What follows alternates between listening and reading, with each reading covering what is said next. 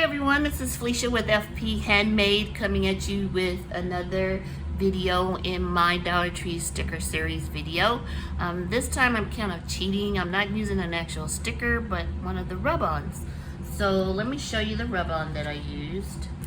And it's just this one. You see it's kind of all cut up because I was trying to find the best pieces to use. Their Dollar Tree rub-ons work really well. They adhere to the paper very nicely. So let me show you the card. So it's this super cute little card, and I just rubbed it on some pieces of white cardstock, and then I decided to cut it out with this scallop die and just put this cute little sentiment on it. Super easy.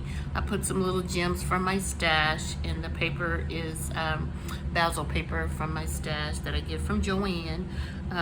One of the things that's funny on here is that I put some of the Spellbinders version of glossy accents on it, and then of course I touched the card. I went to pick it up or something.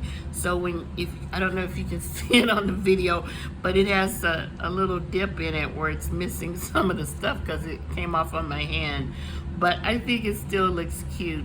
So let me know what you think about the card below, and I will talk to y'all soon. Thanks for watching. Bye.